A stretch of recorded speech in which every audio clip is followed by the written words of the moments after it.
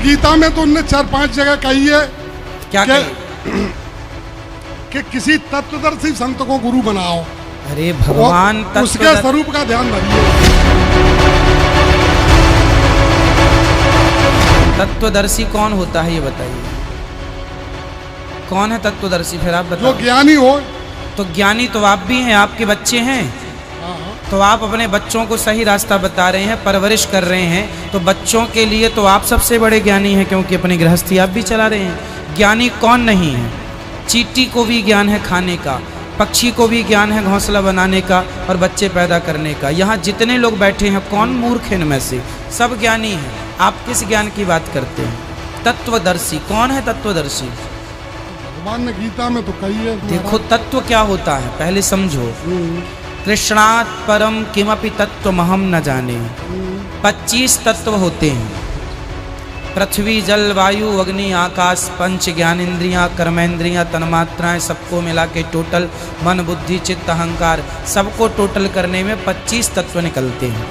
तो ये तत्व है। क्या तत्व है? पृथ्वी तत्व है, जल तत्व है, अग्नि तत्व है, वायु तत्व है ना। हमारी जो आँख है देखने का कार्य करती है, कान सुनने का कार्य करते हैं, नासिका सूंघने चमड़ी स्पर्श और इत्यादि, जिह्वा इत्यादि स्वाद का।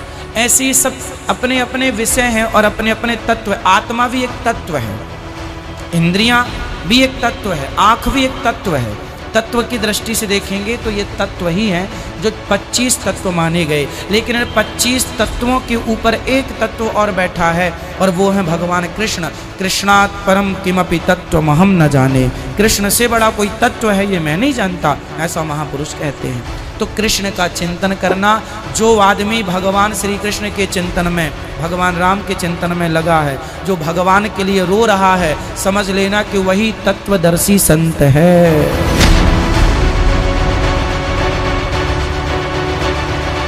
दर्शकों, आइए अब आपको दिखाते हैं कि श्रीमद् भगवद गीता में तत्वदर्शी संत किसको बताया गया है। गीता ज्ञान दाता कहता है, अब उसकी पहचान भी बताता है कि वो तत्वदर्शी संत होगा कैसा। श्रीमद् भगवद गीता अध्याय नंबर 15 के श्लोक नंबर 1 में तत्वदर्शी संत की पहचान बताई है।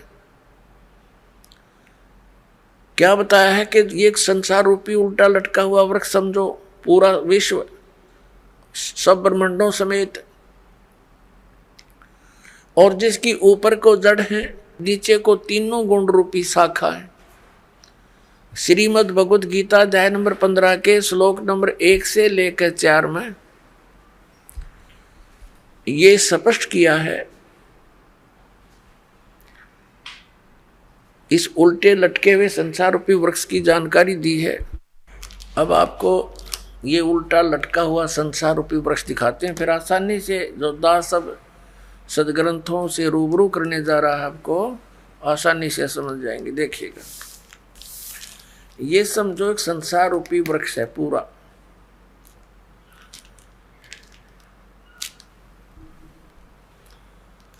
ऊर्ध्व मूलम अधः शाखम। देखिए श्रीमद् भगवद गीता अध्याय नंबर 15 का ये पंचदशो अध्याय यानी 15वां अध्याय, 15वां अध्याय है। ये इसका प्रथम श्लोक है। इसमें कहा कि ऊर्ध्व मूलम अधः शाखम अश्वत्थम प्राहु अव्यम छंदासी यस्य पर्णानि ये तम वेद स वेदवित्। ऊर्ध्व मूलम इसका अर्थ है कि ऊपर को जड़ और नीचे को शाखा। अधः माने नीचे होता है, ये भ्रमित है, इन्होंने गलत कर दिया। अधः माने ब्रह्मा रूप मुख्य शाखा वाले, नहीं। ये दूसरा अध्याय में 15वें अध्याय के दूसरे श्लोक में 2 बार अधः है, अधः अधः। इसका अनुवाद इन्होंने इसके अगले पृष्ठ पर किया है। अधः माने नीचे, अधः माने नीचे, अधः माने नीचे, ऊर्ध्व माने ऊपर, अधः माने नीचे, अधः माने नीचे। तो हम यहाँ इसको शुद्ध कर लेंगे, इन्होंने गड़बड़ कर दी थोड़ी सी, ये बेईमानी करके जान के समझ में ना आई। अब हम फिर 15वें अध्याय के प्रथम मंत्र में फिर आगे है। ऊर्ध्व मूलम ऊपर को जड़ और अध शाखम नीचे को शाखा वाला, अश्वत्थम पराहु अव्यम ये संसार रूपी पीपल का अविनाशी वृक्ष कहा है। छंदासी यस्य प्रणानी इसके जो पत्ते आदि जो हैं इसके छंद हैं, विभाग हैं, पार्ट हैं। ये तम वेद उन सभी भागों को जो जानता है, तम उन उस अज्ञान अंधकार में छपे हुए उन सब विभागों को जानता है। स वेदवित वह वेद के तात्पर्य को जानने वाला है, अर्थात वो तत्वदर्शी संत है। ये देखिएगा, आदि पुरुष परमेश्वर रूप मूल वाले, ये भाव कहने का ये है कि ऊपर को जो जड़ है ये वाली, ये ऊपर को जो जड़ है ये तो समझो ऊर्ध्व मूलम तो है आदि पुरुष परमेश्वर यानी परम अक्षर ब्रह्म, ये तो है वो सच्चिदानंद घर ब्रह्म समझो, ये जड़ें तो। और ये तना अक्षर पुरुष, ये परम अक्षर पुरुष, ये तना अक्षर पुरुष। ये देखिएगा, ये पूर्ण ब्रह्म कहो, परमेश्वर कहो, परम अक्षर ब्रह्म कहो या सच्चिदानंद घन ब्रह्म कहो, ये जड़ें हैं। जैसे ये जड़, ओनली जड़, और फिर इसके बाहर जो जमीन से बाहर दिखाई देता है इसको पेड़ बोलते हैं। गीता ज्ञान दाता ने केवल इतना ही कहा कि ऊर्ध्व मूलम ऊपर को जड़ और नीचे को शाखा वाला, ये संसार रूपी पीपल का वृक्ष कहा है। और जो संत इसके सभी छंद यानी विभागों को जानता है, स वेदवित वो तत्वदर्शी संत है। परमेश्वर कबीर जी ने 600 वर्ष पहले आकर कहा था, तत्वदर्शी संत की भूमिका बताई थी अपने सच्चिदानंद घन ब्रह्म की वाणी में, अपने मुख कमल से बोलकर।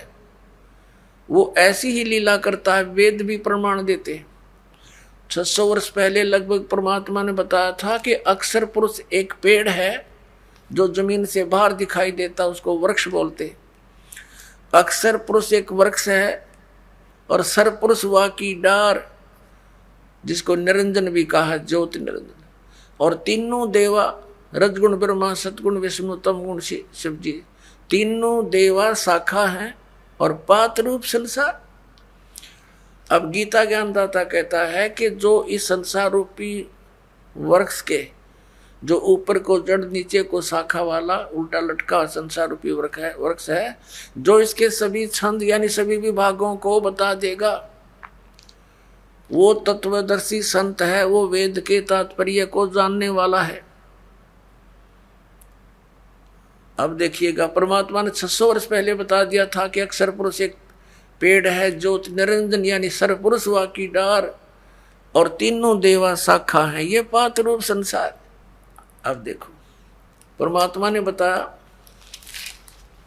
कबीर अक्षर पुरुष एक पेड़ है, निरंजन वा की डार, इसको सरपुरुष भी कहते हैं ज्योति निरंजन को। और तीनों देवा रजगुण ब्रह्मा सतगुण विष्णु तमगुण शिव जी रूपी शाखा है, ये पात रूप संसार। ये देखिएगा, ये क्योंकि ये जमीन से ये प्रोक्ष है, पूर्ण परमात्मा तो गुप्त है। जमीन में जैसे जड़ प्रोक्ष होती है, जमीन में जैसे जड़ प्रोक्ष होती है। अब ये तना ये अक्षर पुरुष है, अक्षर पुरुष एक पेड़ है और सरपुरुष वह की डार, ये मोटी डार। सरपुरुष कहो, ज्योति निरंजन कहो, काल ब्रह्म कहो। और तीनों देवा रजगुण ब्रह्मा सतगुण विष्णु तमगुण शिव जी, ये शाखा है और पात रूप संसार। तो सच्चिदानंद घन ब्रह्म की वाणी में ये कंप्लीट ज्ञान लिखा हुआ है। गीता जी के अध्याय नंबर 4 के श्लोक नंबर 32 का ये निष्कर्ष है कि उस सच्चिदानंद घन ब्रह्म की वाणी में सब साधना यानी धार्मिक अनुष्ठानों की जानकारी बहुत विस्तार के साथ और यथार्थता से दे रखी है। उससे पूछो। और तत्वदर्शी संत की पहचान बता दी कि वो तत्वदर्शी संत बताएंगे तो कैसा होगा, वो जो संसार रूपी वृक्ष के सभी विभागों को बता देगा। स वेदवित, वह वेद के तात्पर्य को जानने वाला है, अर्थात वो तत्वदर्शी संत है। देखना, अब हम पढ़ रहे हैं, इन्हीं की वाणी पढ़ेंगे। आदि पुरुष परमेश्वर मूल वाले अधः शाखम, नीचे को शाखा, ये गलत अनुवाद किया है इन्होंने, बेईमानी कर रखी है। और संसार रूपी पीपल के वृक्ष को अविनाशी कहते हैं, वेद जिसके पत्ते कहे गए हैं, संतों का अर्थ वेद कर दिया। और उस संसार रूप वृक्ष को जो पुरुष मूल सहित जड़ से लेकर और पत्तों तक, ये समझो, मूल सहित तत्व से जानता है, स वेदवित, वह वेद के तात्पर्य को जानने वाला है। वो तत्वदर्शी संत है, वो वास्तव में ज्ञानी तत्वदर्शी संत। अब इसको थोड़ा सा और आगे पढ़ेंगे, जैसे इस पुस्तक में आगे देखिए, अध्याय नंबर 15 के श्लोक नंबर, अब एक हमने पढ़ लिया, दूसरा देखो। इसमें लिखा है कि उस संसार रूपी वृक्ष की तीनों गुण रूप ये शाखाएं हैं। विषय पर वाला ये शाखाएं हैं, बस इतना ही लिखना था। नीचे और ऊपर फैली हुई, सर्वत्र नहीं, क्योंकि पृथ्वी लोक पर ये ज्ञान बोला जा रहा था। और श्री ब्रह्मा, श्री विष्णु, श्री रजगुण ब्रह्मा, श्री सतगुण विष्णु, श्री तमगुण शिव जी की जो पहुंच है, रीच है, उनकी जो पहुंच है, जो उनका प्रभुता है उनकी, वो केवल इन तीन लोकों पर है, पृथ्वी लोक, नीचे पाताल लोक और ऊपर स्वर्ग लोक। इन तीन लोकों पर इनकी प्रभुता है, यहाँ तक इनकी पहुंच है। ये एक एक विभाग के मंत्री हैं। और पृथ्वी लोक पर यूँ बोला जा रहा है क्या ना, ऊपर और नीचे, यानी स्वर्ग और नीचे पाताल तक इनकी क्षमता है, रजगुण ब्रह्मा, सतगुण विष्णु, तमगुण शिव जी की। देखना, श्रीमद् भगवत गीता अध्याय नंबर 15 का हम श्लोक नंबर अब दूसरा पढ़ रहे हैं। उस संसार वृक्ष की तीनों गुण रूप शाखा, ये है अधः च ऊर्ध्वम प्रसरता, तस्य शाखा गुण प्रवर्धा। अब यहाँ तीनों गुण रूप जल से बड़ी हुई शाखाएं नहीं है, ये है विषय पर वाला शाखा, विषय विकारों की शाखाएं हैं, ऐसा समझो। इन्हें गलत कर रखा है। नीचे और ऊपर, सर्वत्र नहीं, नीचे और ऊपर फैली हुई है। और मनुष्य लोक में, यहाँ पृथ्वी लोक पर कर्मों के अनुसार बांधने वाली, यानी कर्मों के आधार पर ये हमें सुनियोजित रखने वाली भी मुख्य कारण है। मूलानी माने जड़ हैं, ये मुख्य कारण है। नीचे और ऊपर, सभी लोकों में नहीं, केवल नीचे ऊपर फैली हुई है। यहाँ एक शब्द है तीनों गुण रूप शाखा। अब रजगुण ब्रह्मा है, सतगुण विष्णु, तमगुण शिव जी, ये कंसेप्ट क्लियर करना पड़ेगा। एक तो बहुत ही सिंपल सा देखिए आप, रजगुण ब्रह्मा है, यही तीनों गुण है, यही तीन देवता, इन्हीं पुराणों में देखिएगा। ये गीता प्रेस गोरखपुर से प्रकाशित है, मार्कंडे पुराण।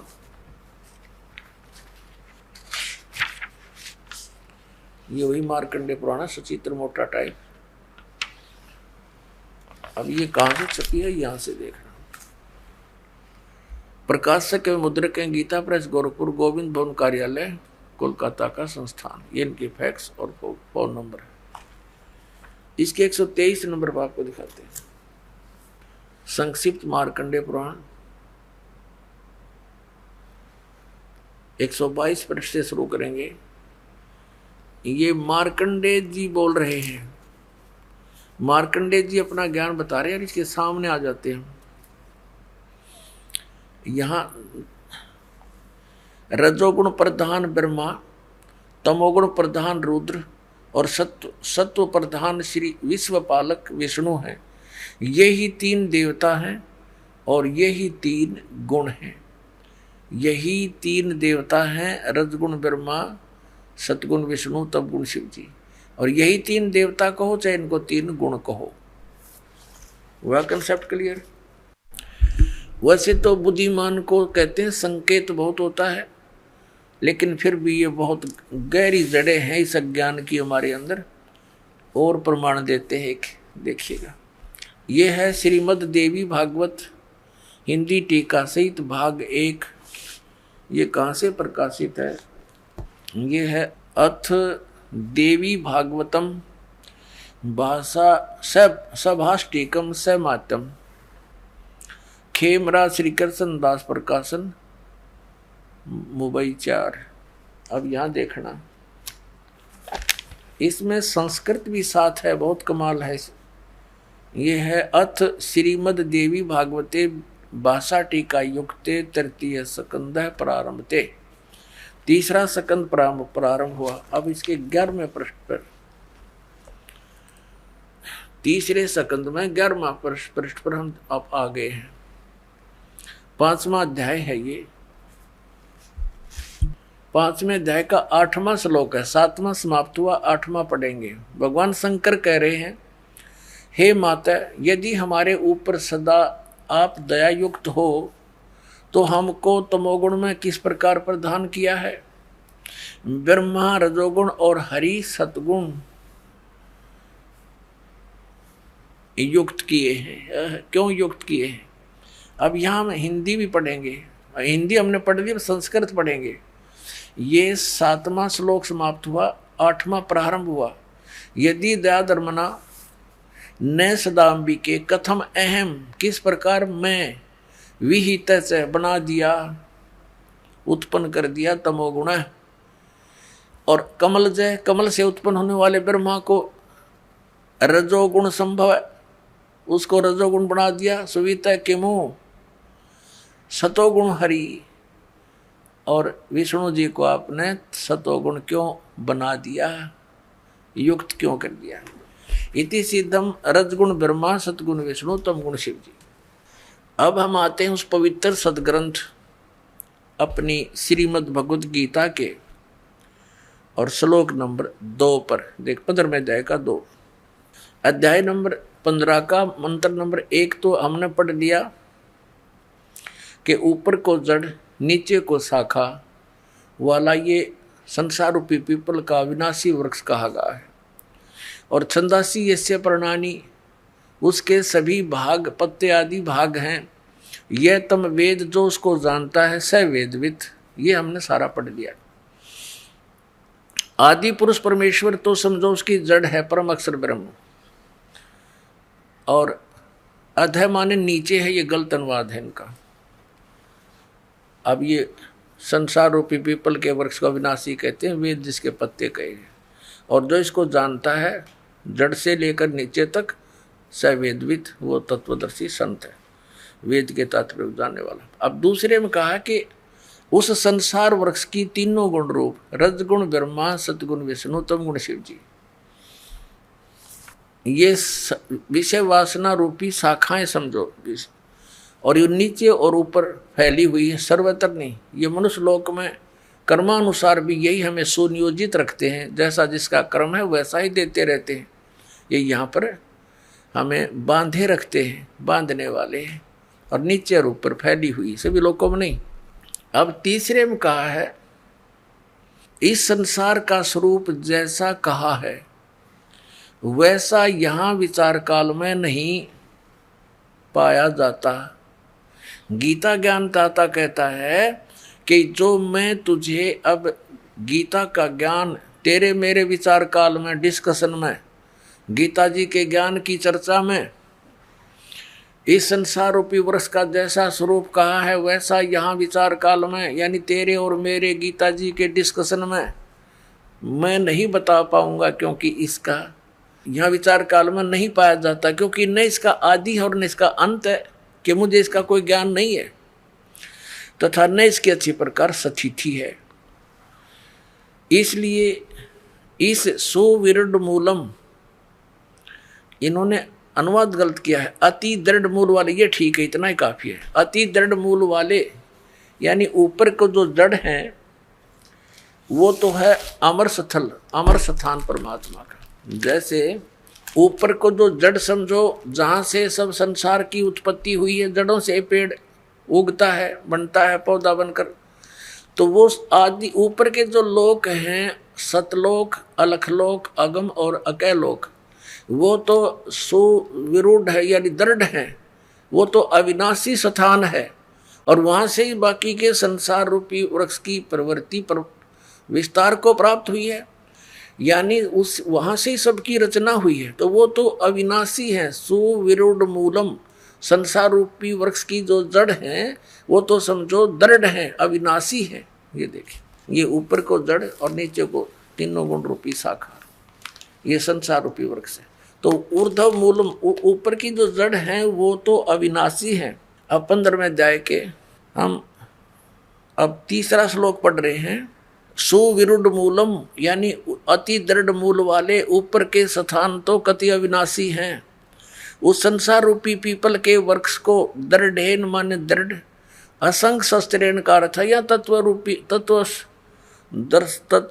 ज्ञान रूपी शस्त्र के द्वारा काट कर, इन्होंने वैराग रूप शस्त्र बना दिया इसका, उस क्योंकि तत्व ज्ञान की बात चल रही है, तत्व ज्ञान रूपी शस्त्र द्वारा काट कर, अर्थात उसको अच्छी तरह उस तत्वदर्शी संत से तत्व ज्ञान प्राप्त करके और इसको अच्छी तरह समझकर उसके पश्चात परमेश्वर के उस परम पद की खोज करनी चाहिए। देखना 15वें अध्याय के 4थे श्लोक में, तीसरा हमने पढ़ लिया, अब 4थे पर आ गए। यहाँ इसका अनुवाद है 4थे का। उसके पश्चात यानी तत्वदर्शी संत से प्राप्त ज्ञान के आधार से, उस तत्व ज्ञान के आधार से उसके पश्चात उस परम पद परमेश्वर को भली भांति खोजना चाहिए, जिसमें गए हुए साधक यानी फिर लौटकर संसार में नहीं आते, और जिस परमेश्वर से इस पुरातन यानी पुराने संसार रूपी वृक्ष की प्रवृत्ति विस्तार को प्राप्त हुई है, यानी जिस परमात्मा ने सब ब्रह्मांडों की रचना की है, उसी आदि पुरुष नारायण के परम अक्षर ब्रह्म के सच्चिदानंद घन ब्रह्म की मैं शरण हूँ, इस प्रकार दृढ़ निश्चय करके परमेश्वर का मनन और निधि ध्यान करना चाहिए। परपदे माने उसकी पूजा करनी चाहिए। अब श्रीमद् भगवत गीता जी अध्याय नंबर 15 के श्लोक नंबर 1 से 4 में ये स्पष्ट हो गया। एक तो तत्वदर्शी संत कौन होगा जो ये विभाग बता देगा संसार रूपी वृक्ष की कौन कौन से पार्ट हैं, और फिर बताया उसके पश्चात परमेश्वर के उस परम पद की खोज करनी चाहिए, जहां जाने के बाद साधक फिर लौटकर कभी संसार में नहीं आते। उनका जन्म और मृत्यु का दीर्घ रोग नाश हो जाता है, क्योंकि श्रीमद् भगवत गीता एक आदरणीय ग्रंथ है और इसमें गीता ज्ञानदाता ब्रह्म है, और ब्रह्म कह रहा है कि ना इसमें जय राम जय जय राम का कोई नाम जाप करने का आदेश है, इसमें केवल एक ओम मंत्र है। कहते मेरा सिमरन है ओम मंत्र का। फिर ये जोर देकर कहता है कि मेरे सिमरन से ओम के नाम के जाप से ब्रह्मलोक प्राप्ति होगी, मुझे प्राप्त होगा, और मुझे काल को प्राप्त होकर प्राणी फिर जन्म मृत्यु में, क्योंकि इसकी भी जन्म मृत्यु। इसलिए 7वें अध्याय के 18वें श्लोक में अपने गति को भी अनुतम यानी घटिया कहा है। इसलिए इसने कहा कि तू 18वें अध्याय के 62वें श्लोक में 15वें अध्याय के 4थे श्लोक में कि तत्वदर्शी संत की प्राप्ति के पश्चात परमेश्वर के उस परम पद की खोज करनी चाहिए, जहां जाने के बाद साधक फिर लौट कर वापस नहीं आते। 18वें अध्याय के 62वें श्लोक में कहा कि सर्वभाव से अर्जुन तो उस परमेश्वर की शरण में जा, उस परमेश्वर की कृपा से ही तो परम शांति को और सनातन परम धाम को प्राप्त होगा, अर्थात फिर तेरी मृत्यु कभी नहीं होगी, सदा के लिए सुखी हो जाएगा। तो उसके लिए बताया है कि मैं नहीं जानता उस परम अक्षर ब्रह्म की साधना के बारे में। 4थे अध्याय के 32 और 34 श्लोक का निष्कर्ष है कि जो ज्ञान सच्चिदानंद घन ब्रह्म ने अपने मुख कमल से आकर बोला है यहां पर, और उसके द्वारा बोली गई वो अमृत वाणी में जो ज्ञान है, कबीर वाणी में, वो तत्व ज्ञान है। और चौथे अध्याय के 34वें श्लोक में कहा कि उस तत्व ज्ञान को तो तत्वदर्शी संतों के पास जाके समझ, उनको प्रणाम कर, वो तत्वदर्शी संत तुझे फिर उस तत्व ज्ञान को बताओगे। अब 17वें अध्याय के 23वें श्लोक में कहा कि सच्चिदानंद घन ब्रह्म के पाने का इस 3 मंत्र का जाप है ओम, तत् और सत। ओम तो सीधा है, तत् और सत गीता ज्ञान दाता को पता नहीं, कि ये बताओगे वो तत्वदर्शी संत, उनसे पूछ ले। तो ये दास है वो तत्वदर्शी संत इस वर्तमान में। आपको कब ये बात विश्वास होगा इस दास की, वो आपके भाग्य पर निर्भर करता है, परमात्मा की रजा पर निर्भर करता है। सचमुच मान लेना इस पृथ्वी पर 21 ब्रह्मांड में ये ज्ञान और ये समाधान इस दास के अतिरिक्त किसी के पास नहीं है। तो ये पवित्र श्रीमद् भगवत गीता में केवल एक यू नाम है, ये 3 मंत्र का जाप है, ओम और तत्, ये सतनाम है, ये 2 अक्षर का सतनाम है। और जैसे ओम सरपुरुष का, तत् ये अक्षर पुरुष का, और सत है परम अक्षर पुरुष का। 3 परमात्मा है, 3 पुरुष है और 3 ही इनके मंत्र हैं। अब सारे फेल हो गए, ये सब खिसियानी से हुए बैठे, अब क्या करें, सबके जड़ दिखा दी। अब ये सभी पंथ खत्म हो जाएंगे कुछ दिनों में। बुद्धिमान लोग है, कोई बालक थोड़े ही है, अपना जीवन नष्ट करेंगे उन मूर्खों के पास लग गए, जिनको तत्व ज्ञान नहीं, उनके पास कोई समाधान नहीं, लग चले। इसीलिए तो गए थे एक डॉक्टर के पास, हमारा रोग कटे। अब पता लग गया उसने तब राख की पुड़िया बांध रखी है, दवाई है ही नहीं, तो कौन मरेगा उनको खाकर। अपने आत्माओं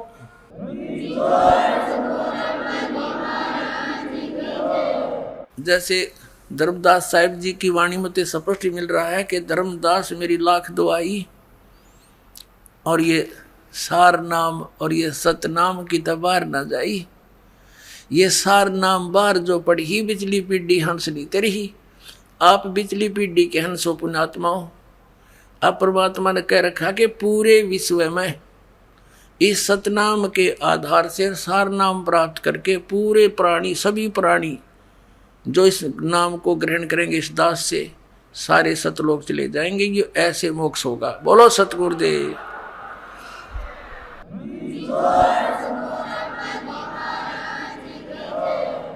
अपनात्माओं, ये सुबह का चला हुआ प्रसंग अब 4 घंटे में 5 घंटे में जाकर सेट हुआ है, क्योंकि ये कोई रामायण की कथा तो है नहीं, सब ने पता है।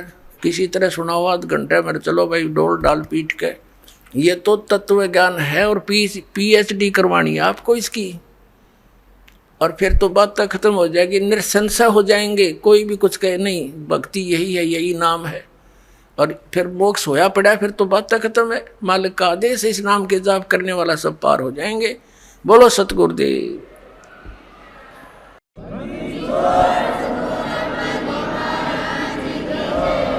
दर्शकों, दोनों संतों के विचार जानने के बाद ये सिद्ध हुआ कि संत रामपाल जी महाराज ने पवित्र शास्त्र गीता जी से प्रमाणित करके बताया कि तत्वदर्शी संत कौन है और उसकी क्या पहचान है, तथा ये स्वसिद्ध हुआ कि वर्तमान में तत्वदर्शी संत सिर्फ संत रामपाल जी महाराज ही है। अनिरुद्धाचार्य जी का तर्क गलत साबित हुआ।